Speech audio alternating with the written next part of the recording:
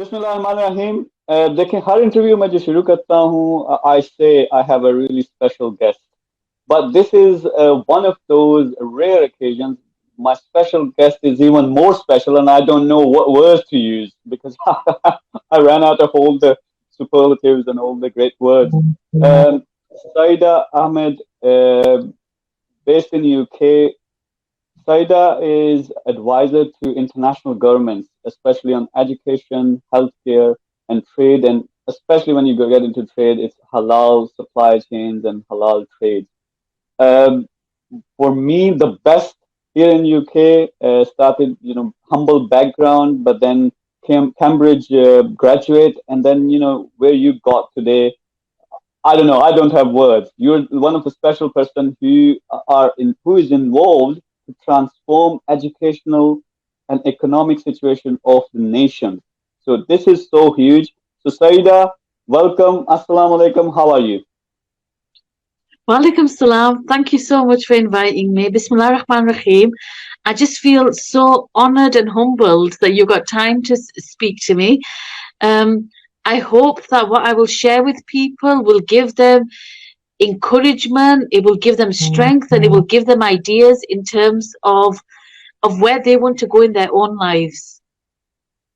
Okay, good. So first of all, what we'll do, मैं कोशिश करूंगा बीच बीच में थोड़ी थोड़ी उर्दू बोलूं क्योंकि सईदा जो है वो हैं तो अपनी ही लेकिन उर्दू से इतने वो comfortable नहीं है. So, but if you can few words, so there's some people who might not be able to understand fully English when we speak in English. So that would be good. So first of all, आप थोड़ा सा अपना background बताएं again.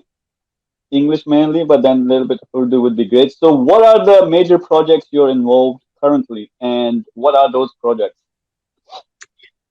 So at the moment, I am involved in projects which are about building sustainable cities all over the world and incorporating within that education systems, healthcare systems, trade, and ethical trade. So in Muslim countries, it would be say the halal economy, and building ecosystems that would ensure that we create future cities which are holistic. So if you look at, for example, the smart cities, if you look at a lot of what's going on in the world at the moment, we've got एक तरीके से हम दो extremes में रह रहे हैं. एक तरफ से हम जिम को जा रहे हैं, खुद की ख्याल कर रहे हैं, दूसरी तरफ से हम केमिकल्स की खाना खाते हैं, हम जो है हमारी लाइफस्टाइल बहुत टॉक्सिक है, हमारी जो जिंदगी है वो नेचर से बिल्कुल अलग है. So when you look at the comparison between the two, we've got a lifestyle which is not going in terms of our well-being, in terms of who we are as human beings. Then you look at the economy and the education system, and everything about our lives currently is like silos. So the education sector is preparing people to think in a certain way, to work in a certain way, and to be a certain way. That education system primarily hasn't changed much for hundreds of years. So you've got people who are learning skills that are no longer relevant or needed. Before, you were encouraged to basically be obedient employees and to work your way up. It doesn't prepare people for entrepreneurship, social entrepreneurship, the emerging sectors, the opportunities. And for me, countries like Pakistan, what I find so amazing is the entrepreneurial spirit and the ability to problem solve very quickly. But it's within a culture that isn't enabling some of that entrepreneurialism and problem solving in a way that it can be not just a benefit for the country, but a benefit for the world. Well, one thing we were discussing earlier, at the moment you are advising 56 countries in different sectors, education, healthcare, and trade. And one of a few countries you work closely, Malaysia, did you say Somalia as well? And you are you have celebrity status there because you've done so much with their education system and healthcare system and trade, and it's so fascinating. But can we not do the similar thing to our Pakistani community and our Pakistani trade and education systems? The short answer is definitely yes. But the long answer is, when you start putting it into context, the problem with Pakistan is, and this is from somebody who's coming at it from an angle of love rather than criticism from a perspective of not wanting it to succeed. The problem is that the desire for fame is far greater than the desire for success. So you will find that ideas will get rubbished, which are not coming from certain faces or well-known personalities. You know, there's young people in Pakistan currently that have got the ideas that can transform Pakistan. They will never have a chance to put their ideas forward and for it to be implemented. This is an absolute dire shame. It's a shame. You look at the non-resident Pakistanis all over the world. We built other people's countries for them. We built it with our brains and with our abilities and so forth. The only reason we built other people's countries because we haven't got the same level of opportunities in our own country. That doesn't mean that those opportunities shouldn't exist. They absolutely should do. But you know, if you're a poor child, who's going to listen to you?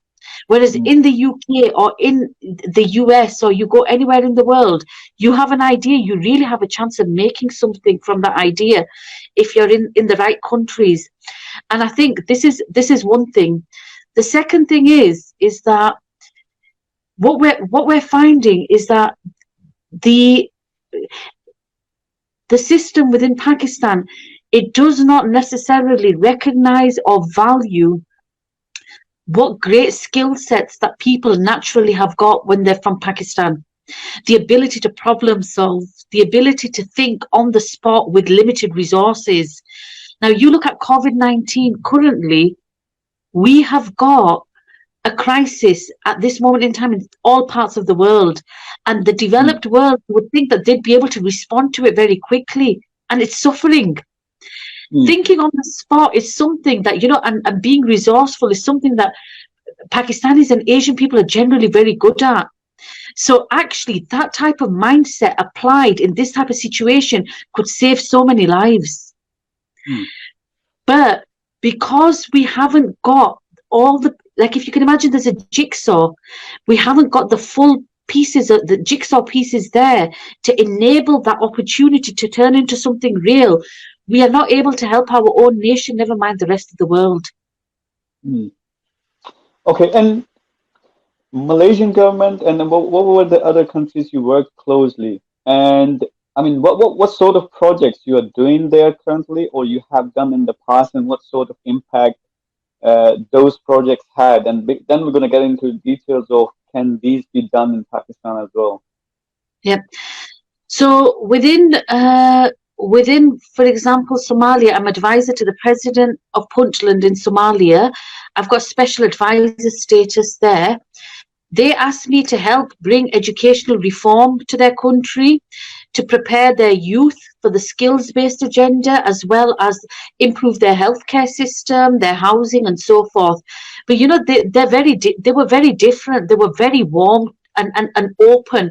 Like, show us what type of things we can have access to. We don't have much money. This is what we've got. This is what we haven't got. And on the basis of that, what I did was I looked at what they have and what they're trying to go for. And then I brought big strategic investors, partners to the table, which can actually enable them to have what they're looking for and invest in the country. So one of them is they've got a shortage of energy, which is just the same issue as in Pakistan. I've managed within 2 meetings, I convinced a very large clean energy supplier to put their to put a clean energy power system in Somalia, which was clean energy. It would create 10,000 jobs, and it would also enable them to have energy that would fulfill all their national needs. And then as part of it, I convinced them to have industrial zones set up near the power plants. And I brought in other partners that could actually provide housing, affordable housing, sustainable infrastructure, and so forth. So that's just with having the right level of connections. You don't have to be an expert in everything. This is something that I think that is probably a trait that us as Pakistanis have to learn, and I think a lot of the colonized world needs to learn that we do not have to be a king of our hut.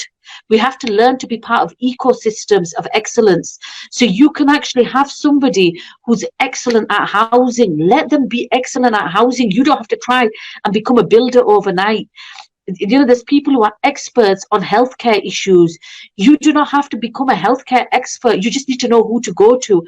And in such a system, what you do is you get a dream team of people who are the best in the world that can solve the problem of a particular area, taking into account the local needs of that area.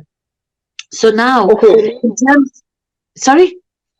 Sorry, the one thing I wanted to ask is the kind of funny question, maybe, but like you're saying, you brought some of the biggest investors and also clean energy providers of the companies. You're talking as if they're like neighbors to you and you just get out of your door. So where do you get these people? I mean, you mentioned you're big on connections, but obviously, to have these sort of connections, you need to be on a certain level. And, so how, I just want to understand, uh, you are linked with the biggest investors as well as biggest energy providers and big players. You can make a huge difference in a country's future or their current Absolutely. environment. So how do you do that? Well, first of all, I think this is something that over the years I used to get laughed at, and because I'm very easygoing. I love people. I find out how they are. I don't care who they are. I will give them respect. If it's a cleaner, I will give them respect because something, they keep my izzat by keeping the place clean. If it's a person who serves me a cup of tea or coffee, I will give them respect because they're doing something. They've got their honor in their own place, and I've got mine in my own place. And over the years, what was seen as a negative, and I used to get laughed at about it. Oh, she talks to everybody, she chats with everybody. Some of those people ended up, let's just say, they ended up in big places because you don't know what's written in somebody's qadar. But also, I think for me, a game changer was having the courage to go beyond what others thought would be where my destiny should be. So I applied for Cambridge University to do my master's over there. I really didn't think I was going to get in because I grew up in Bradford. My parents came to the UK. My father's a Hafiz Quran. He didn't have a formal education. My grandfather was a head teacher in Pakistan, but my father was the rebel son when his father was a head teacher, he became a Hafiz. His father was teaching other people. He decided to go for no education. And so in many ways, everything about me it's contradictory if you look at where I've come and where my life has been. But because it was so contradictory and I don't have, if you sit with me, if you talk with me, I have a big vision, but I don't pretend that I'm like this multi-billionaire that's got rolls of like lists of cars and on the roads. I haven't, but I know that the relationships I've built up over the years out of respect, because relationships are not overnight. You don't come and knock on somebody's door and say, right, I want a 1 billion project here or 10 billion project here. These are built over years and people watch you. Just yesterday, I actually had somebody who contacted me on LinkedIn and he's a clean energy provider. He said, I've been watching you for years. I need you for the Muslim countries. And then the person rang me, his representative rang me. And as he rang me, he said, Madam Saeeda, I have been watching you on this thing. I'm aware of your this project, this. He gave me a full profile, even of the things I've not published on my social media. So people dig around, they find out.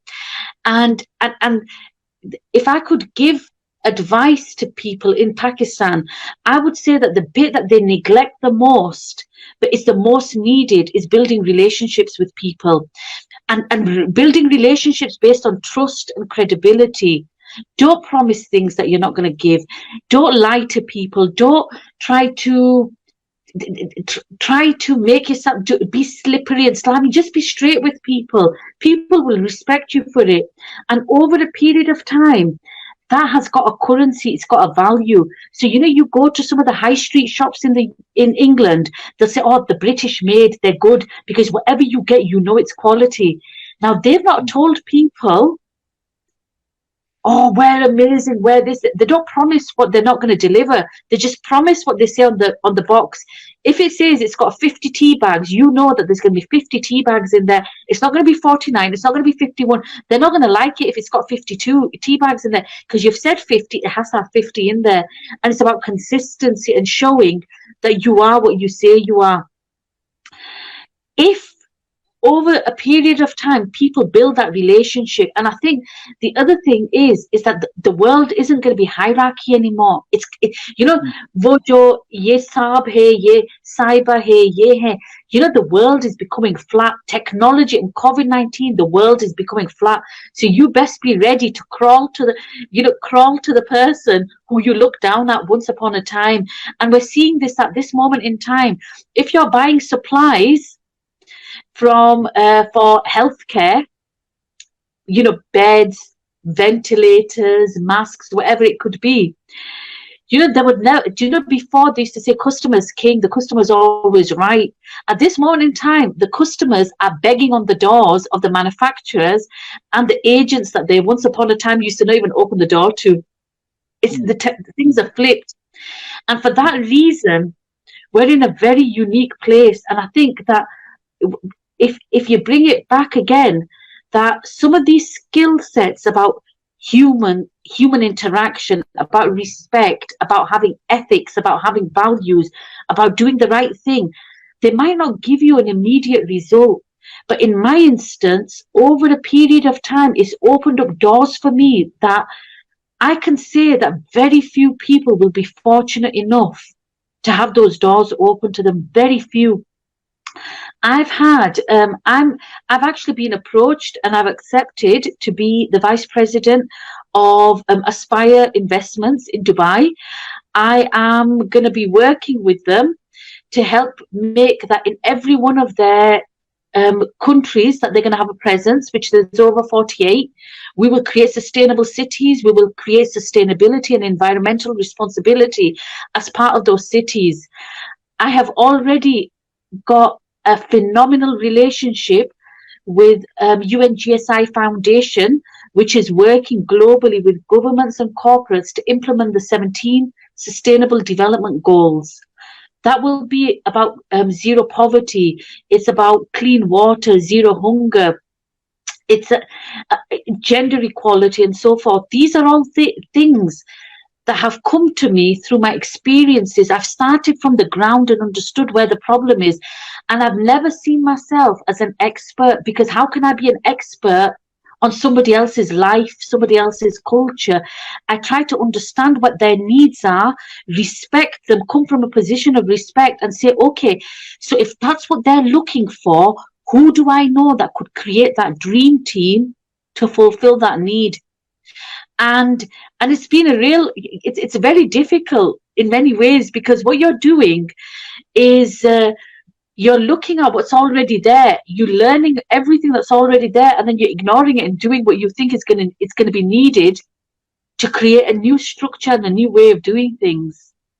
Well, I will, now switch to Urdu a little bit, just to explain. आपने जो कुछ अभी मुझे बताया कि आप 56 Islamic countries हैं जिनको आप एडवाइस कर रही हैं, एजुकेशन उनकी जो पॉलिसी है, उनकी हेल्थ केयर पॉलिसी है, फिर उनकी ट्रेड पॉलिसी है, and specially when it comes to halal trade and supplies, you are the go-to the person, and you're advising presidents, and you have links like what you've done in with Somalia.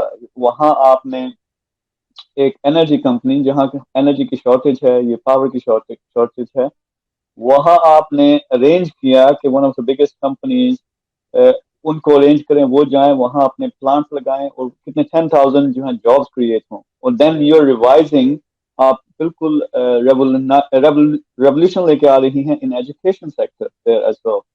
मुझे किसी ने बात हो रही थी आपकी पीठ पीछे और हम्म, कहा कि ये वो इंसान है, आपके बारे में कहा कि ये पाकिस्तान का एजुकेशन सिस्टम है या पूरी नेशन को खास तौर पे हेल्थ केयर सिस्टम को 10 साल के अंदर अंदर ट्रांसफॉर्म कर सकता है, ये ऐसा बंदा है। तो अब आपसे मैं डायरेक्ट सवाल करने लगा हूँ, if you have that ability and then you have links, you already mentioned your investors or big companies and big names, all the big boys, so you can transform the country, you can transform the education system, and education system is so out of date. I feel world education system is so out of date, not let alone Pakistani system. So you yes. can transform that. So if you're given the chance, how would you do it? Just you don't have to give me all your secrets, but how would you do? So let's say today we make you in charge. Okay, transform the country with your education policies, with your uh, health policies, trade policies, and bring in the big guys. So what would you do? How would you do it? First of all, I think that what you'd need to have is you need to have people sat around the table who are interested in moving Pakistan forward. And they're not going to be coming from a place, they'd have to leave, everybody would have to leave their ego at the door. Everybody, Mm, because sometimes ego comes in the way for progression. You'd have to have a vision, and I've shared this with an expert around education already for Pakistan, and that was 4 years ago. I said, what mm, do you think about this vision for Pakistan? He said, Saeeda, you've left no stone unturned mm, in your vision for Pakistan. And so for me, what's really important for Pakistan? First of all, there's one about economic advancement, which is about making sure the country, the economy moves forward. Then, then you look at those areas which are skill shortage areas in the world and future areas of growth. So you look at how you channel some of the skills and some of the education system towards that area. Then the other areas, which I think are largely forgotten in the world but are very important. As a Muslim country, I think it's very important that we teach Islam, but not just Islam from a point of view that ye Quran Sharif hai, ye namaz hai. We have to teach Hukukul Ibad.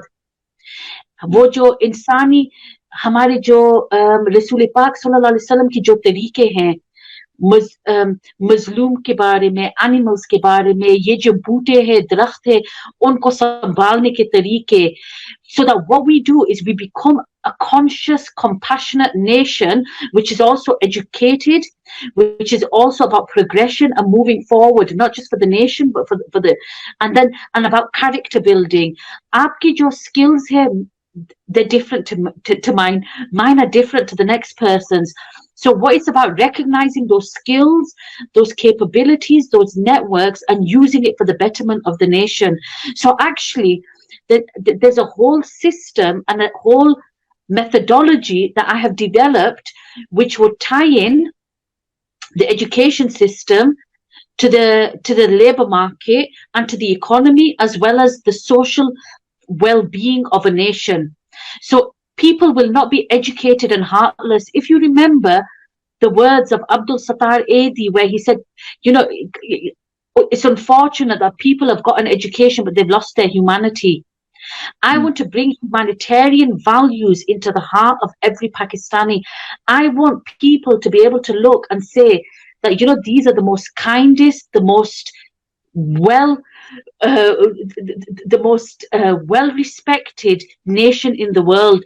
At this moment in time, we've had some very unscrupulous individuals that have given Pakistanis a bad name, and the nation of Pakistan and the people of Pakistan are paying for the sins of other people. We need to reclaim an identity which is based on its core values Pakistan, the pure land, the pure values, the clean values. And this is where halal could be a really big part for Pakistan, because it's a country that's got a strong agriculture background.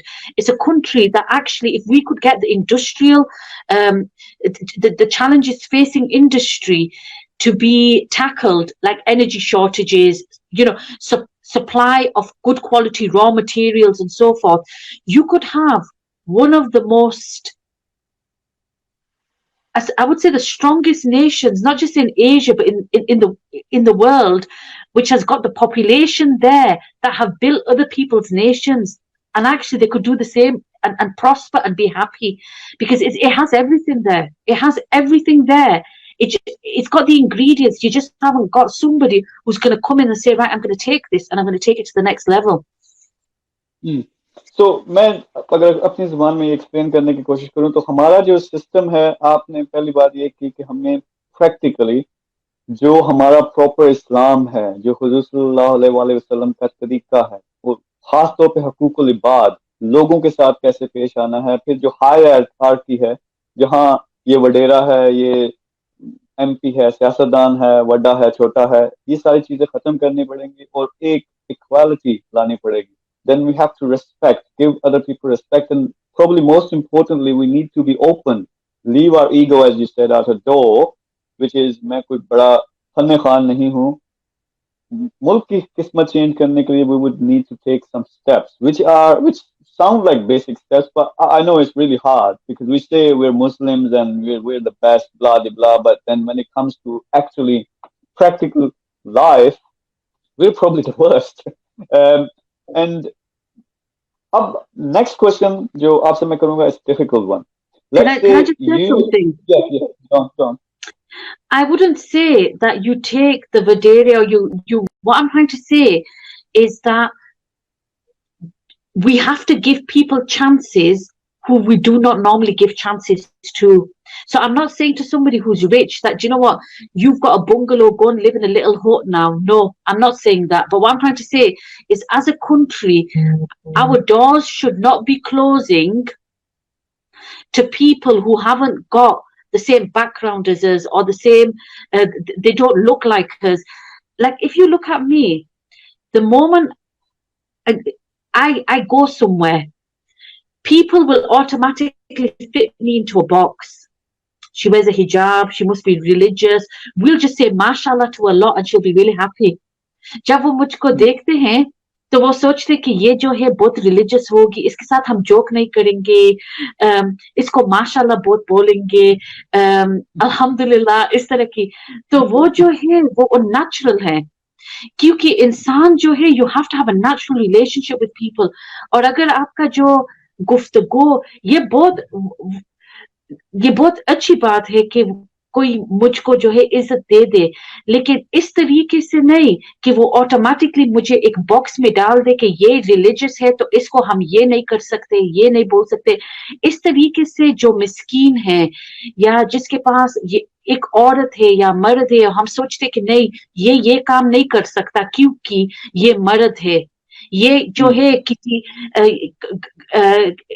Restaurant नहीं शुरू कर सकता क्योंकि ये मर्द है, ये औरतों की काम है. अभी जो है देखो, हमारे रसूल पाक सल्लल्लाहु अलैहि वसल्लम ने हमको बताया था बार बार हदीसों के जरिए कि वो घर में भी काम करता था. देखो वो जो है कायनात के सबसे, मुसलमानों के लिए और सब दुनिया में जो है सबसे बेहतर इंसान था. वो घर में सफाई भी कर रहा था. क्यों? कि उसको पता था कि अगर घर के जो फैमिली है उसको आसानी मिल जाए, वो इबादत भी कर सकते हैं, तो वो सारी फैमिली की जो वेल बीइंग है वो ज्यादा बेहतर होती है. बहुत चीजें हैं इसमें, it's not one or two dimensional. In the same way, we've got people who are not like, if my father, he's a Hafiz Quran, if he did not allow me to go to school, to have a degree, to have an education, there's all these people in this world I could not be helping at this moment in time. So what we have to do is we have to be prepared to give people chances that normally we wouldn't give them, and be prepared to create friendships and dialogue with people we wouldn't normally do, just so, because sometimes someone's got the key to your problem. You're just not giving them a chance to actually listen to it. And I will give you an example that there's a very big company in the UK. Well, actually, I might as well use the example. It was a PepsiCo company, and the head of the British and the European PepsiCo company, so they have Lay's crisps, they have lots of big companies behind them. Someone was talking to him about diversity, and he used the example of an older Pakistani woman. So he was going around the factory of the crisp factory, and there was this older woman there, and he asked her, oh, what do you like working here, blah blah blah. So he asked everybody else, and they're all being very polite because he was like royalty, like, you know, he's the head guy. And she goes, it's okay. And he looked and thought, she just told me the truth. It's like, what do you mean it's okay? She goes, yeah, but things could be better. He goes, how? She said, well, your machine, you're not cleaning it properly, and it makes me really angry, your crisp machine. So then she told him about how to clean this machine. He listened to her, and not only did they take it on board, they saved 25% of the oil they use, and the machines were cleaner, it was better. He then took that same older lady, so she was an older woman that just used to clean. And I don't say just to clean, but I'm just giving you the mentality of our people's head. She then became the trainer for all of the crisp factories across Europe. So she used to go there and show them how to clean it. So it was cleaning better, and it was using less oil. Now tell me, this is the type of thing that we need to be doing as a nation. We need to be listening to people. We shouldn't be listening to them just because they're the son or the daughter of somebody who's very famous or very wealthy, but also the people who can actually show you through the entrepreneurial mindset on how to do things differently. Okay. Now, the difficult question I was going to ask you is this. Government, we have a situation in Pakistan, as you know, like we don't have any money, and then this corona crisis, and we are out of resources, and the hierarchy is there, and the red tape is so much of it. I don't know why. But then let's say the people like you who can make real change, they don't get the chance. But can we do something privately? Like, for example, I'll give you my example.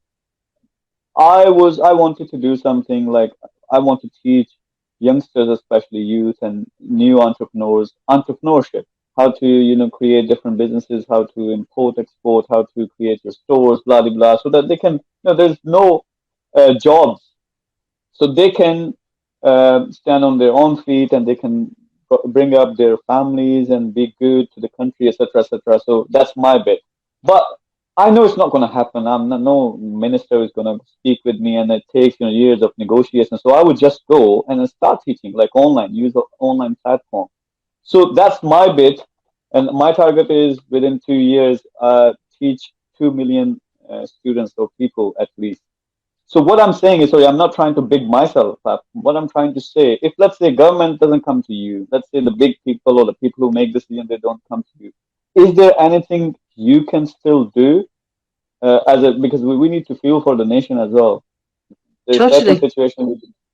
So, and what can you do? I mean, the thing is that if you look at governments all over the world, not just Pakistan, they're slow. There's lots of political influencing one way or the other. And this isn't about Pakistan. It's just generally one party comes in, the other will sabotage it. It's success because they don't want it to do well. And this is the way of the world for a long time. I mean, the main point is that absolutely people can get together and they can build relationships. And it's about dream teams, as I said before, bringing investors to the table, bringing people with the ideas together, giving them the skills. That it's not just turning an idea from something that's like very embryonic to something that could be developed and then scaled up. And there's no reason why that can't be happening. And I think whether it's the Pakistani government or any governments, increasingly you're seeing international partnerships occurring. So if the nation takes advantage of it, great. If not, other nations will, and other people will, and those international partnerships are made to bring some of the cutting edge solutions together. I think that it will be wonderful for Pakistan if the people who've got the ideas and I joined up with the ones that can help them make it happen in terms of resources and so forth. But the governments need to become enablers rather than disablers. So the enablers, through removing red tape and difficulties and bureaucracy, to making ideas happen, to actually enabling it, creating investment structures and ways of supporting people to ease the process onto entrepreneurship, particularly for those sectors which will give the country growth and will fulfill their local needs. Okay, and well, what would you advise? I mean, for people like myself and the other people, overseas Pakistanis, they are so passionate, as you know. They want to do something and they're trying their best. They send money, and so many people I know who are trying to change things there, teaching online, funding, etc., etc., etc. But what are the things which you think like people like myself can do to add value and change whatever we can change to make it better? I mean, I think one of the things that's missing for the country, it's no shortage of wonderful people who will give back to the country. What it lacks is an ecosystem. So, you know, it's like if you want to build a mansion, but it hasn't got the structures, the framework. You could all be bringing designer bricks. You could be bringing, you know, marble. But it's going to be put on a pile. This is actually what's happening. You've got everybody who's bringing the best skills they've got, the best resources they've got, and it's going into a structure that doesn't have a structure. It's like, and so it's becoming a building site with a pile of skills, a bit of this, a bit of that, without any form of structure to say, well, actually, now that you've got this, Shakeel, can you use this to build a foundation? Can so-and-so put that on the roof? Can so-and-so put that there? So it's got a place and it can make that mansion happen. At this moment in time, all you've got is really committed people coming with sacks of skills, sacks of resources. Yep. So unless we have a situation where those skills, those competencies, those resources are put into a structure that is going to make the country move forward, they're literally being piled on top of each other. You may find some of the things that are happening, which is similar to what's happening in the NGO sector, that, say, for example, there's a refugee crisis somewhere. So all of the NGOs go to that place, all taking blankets, and then 1 week down the line, there's people selling blankets on the street, but because they're hungry and nobody's thought about food for them. This is the type of situation you've got in Pakistan, where you've got skilled people and everybody wants to be the king of their castle. Everybody wants to say, oh, I've got this. Where actually what's needed is the ability to be able to work together. And for that, you need to have that overall structure and framework that says this is where we're going as a country. So for me, I would look and say, right, Pakistan has got a population of, say, 220 million. Out of that, this amount of young people, I will make it so that 60% of the young people are trained in future industries. Robotics, artificial intelligence, digital, 3D printing, whatever it could be. You know, and so what you're doing is you're saying that we're going to create a futuristic nation. Then what else do we need locally and internationally? You look at, for example, the amount of people doing business degrees and they cannot get jobs. Who's telling them to do business degrees? Why are they even going down a route where everybody else has fallen in that pit and then they go and join them in there and saying, oh, there's no good jobs. People are having to then go internationally and do all sorts of menial jobs which do not make them happy and do not fulfill any country's sort of needs. So for example, we've got healthcare qualifications, we've got accredited British healthcare qualifications and recruitment contracts. So we can actually deliver the qualifications and then those people can get jobs in the UK. So if they're going to leave Pakistan, at least they've got something there that's going to be meaningful to the country that they're wanting to go to and has high prospects for them. people, and this is some of the things that people need to find a way of getting the support they need. And this is where the government and the private sector really has a big part to play, about joining those pieces from the high level and creating frameworks that entrepreneurs can fit into. If someone, whether it's the education system. So another example is COVID-19's happened. The education system has fallen apart. Like literally, universities, colleges, schools. I've been talking to somebody today. We've got the ability to teach children from nursery age right up to postgraduate British degree level in Pakistan online through mobile phones and all sorts of different ways, and for pennies. Wow. So they can actually have a full British education and all the wrap-ons in Pakistan. And I've been talking to people saying, okay, so how do we scale this up? How do we start this in Pakistan and the other countries? Now, the thing is, these are conversations I'm having with people who can give me the solutions, tell me where their limitations are, and I see if there's somebody else that can fulfill that limitation. Or we're aware and we look at it at a future date. So my solutions really are about looking at what do we need today, what do we need in the future, where do we want to go, and bringing the best organizations and the best players to the table. Alhamdulillah, I have got Cambridge University's food and nutrition think tank called NetPro, and health and well-being. So it's a whole kind of holistic world experts. They've signed an MOU, an agreement with me to deliver these programs internationally. I actually have got them ready for Pakistan as well in there. I've got British Council, we're global partner for education. I have got artificial intelligence-led e-learning system, so that we can actually, even in areas that are the remotest parts of Pakistan, we can actually offer education there to young children, and not too expensive either. So the thing is I'm not an artificial intelligence expert. I'm not an IT expert. I don't need to be. I just need to be able to bring all the experts to the table and say to them, right, that's the country, that's the money, so-and-so banks on the table, so-and-so private investors on the table, so-and-so governments on the table, to remove every red tape that's stopping you. Now deliver this to our country and make it happen. It can be done. I am fearless. I am fearless in making things happen. And alhamdulillah, I have great tawakkul on Allah that my intention is to help nations, to move them forward, for them to be able to see what they're worth. At this moment in time, we have rough diamonds in Pakistan that will never be seen as anything more than stones, because then the tools are not there to polish them. Right.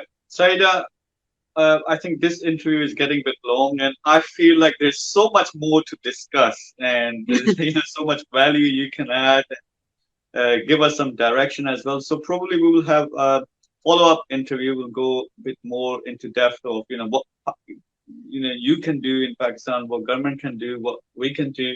So we will discuss that. So I really appreciate. I mean, to summarize this, you got the skills, you've got the knowledge, you've got the connections to make things happen on a national level. And you are already helping over 56 countries with their education policy, healthcare, as well as trade. And you see a clear way forward for Pakistan. Or Pakistan ke liye way forward kya hai? Ke future technologies, future skills which would be used in future. And also, आपके पास बड़ा जबरदस्त system है जहां आप UK से online तमाम UK का जो एजुकेशन सिस्टम है वो पाकिस्तान में करवाया जा सकता है या ओवरसीज करवाया जा सकता है, from nursery to postgraduate, which is, I mean, I thought this is not possible, but you telling me you've already got a solution. So these are the things, if we manage to implement these, or even some of it, if we manage to have there, this can, it could be day and night, the difference. So Really appreciate this. You are, one of the few people I can honestly say you make difference in nations' lives, and not just like me who does some businesses and tries to affect like 1 million people or 100,000 people. So really appreciate this. We'll carry on. We'll do another interview, and I will try my best to get your message across and wherever I can take it. But please keep doing the good work. Never lose the hope, especially with Pakistani I even will, government, inshallah. nation, and please, if there's anything we can do together, if I can help anywhere, let me know. I'll do my best, and we can change this. So thank you very much. You take care, Thank you. and we'll do it again. Inshallah. Take care. Assalamu alaikum.